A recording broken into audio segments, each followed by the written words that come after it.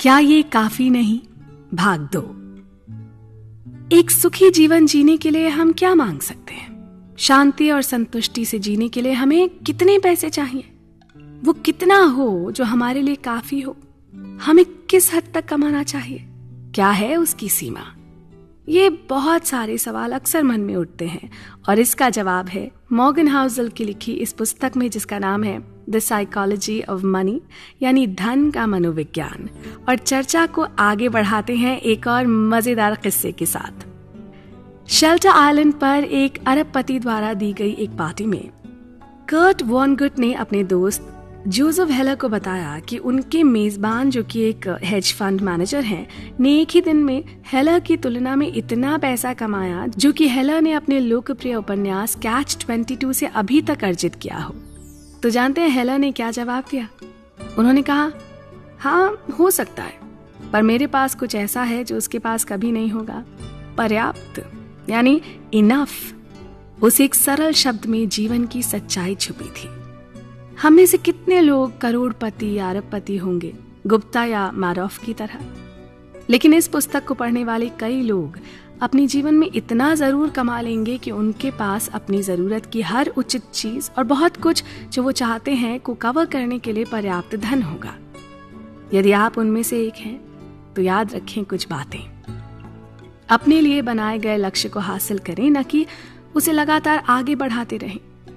यदि हर परिणाम के साथ अपेक्षाएं बढ़ाते जाएंगे तो कितना भी प्रयास कर लें, हमेशा असंतुष्ट महसूस करेंगे। आधुनिक पूंजीवाद से ये दो बातें तय हैं, धन पैदा करना और ईर्ष्या पैदा करना, और ये दोनों साथ साथ चलते हैं। अपने साथियों से आगे निकलने की इच्छा आपकी कड़ी मेहनत के लिए ईंधन हो सकती है, लेकिन पता रहे कि आपके लिए पर्याप्त क्या है। सामाजिक तुलना भी एक बहुत बड़ी समस्या है। कोई व्यक्ति कितना भी पैसा कमा ले, उसे समाज में किसी और से तुलना करने पर हमेशा कम ही लगेगा। एक खिलाड़ी अच्छे खासे वेतन से शुरू कर सकता है, जिसे किसी भी परिभाषा से समृद्ध माना जाएगा अगर इसकी तुलना एक नियमित व्यक्ति से की जाए तो। वहीं दूसरी ओर यदि आप इसकी तुलना बिल गेट्स से या वॉरेन बफेट जैसे किसी व्यक्ति से करते हैं तो वो 1 घंटे में इतना कमा लेते हैं जितना एक खिलाड़ी पूरे वर्ष में। सामाजिक तुलना एक ऐसी लड़ाई है जिसे कभी भी जीता नहीं जा सकता है, या इसे जीतने का एकमात्र तरीका यह है कि शुरू से ही न लड़ें। बस स्वीकार करें कि आपके पास जितना है पर्याप्त है, भले ही वो आपके आसपास के लोगों से कम क्यों ना हो। काफी का मतलब कम नहीं होता। काफी होने का विचार रूढ़िवाद की तरह लग सकता है।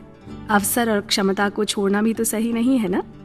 पर जरूरी है आपका एक ऐसी जगह पर आना जहां आपको एहसास हो कि अब आपको और अधिक पैसे को ना कहने की जरूरत है। आपके पास काफी है, चाहे आप अपने काम में बुरी तरह थक चुके हों, या निवेश में भारी जोखिम उठाने के कगार पर हों, या लालच में आकर चोरी या बेईमानी करने वाले हों।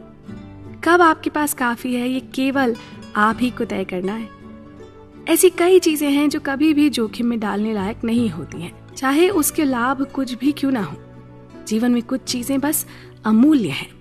आपकी प्रतिष्ठा, स्वतंत्रता, परिवार, दोस्त, खुशी, अपनों का प्रेम और स्नेह, ये कुछ चीजें हैं जिन्हें पैसों से नहीं आंका जा सकता। इन सब को संजोए रखने में आपकी सबसे बड़ी समझदारी इस बात को जानने में है कि खुद को जोखिम लेने से रोकने का समय कब है। आपका हर वो कदम जो उन्हें नुकसान पहुंचा सकता है वो नहीं उठाना है। साधारण शब्दों में कहें तो बस ये जानना है कि आपके पास कब पर्याप्त है। वो कहावत है ना, आपकी दौलत का असली पैमाना ये है कि अगर आपने अपना सारा पैसा गवा दिया तब भी आप कितने कीमती हैं।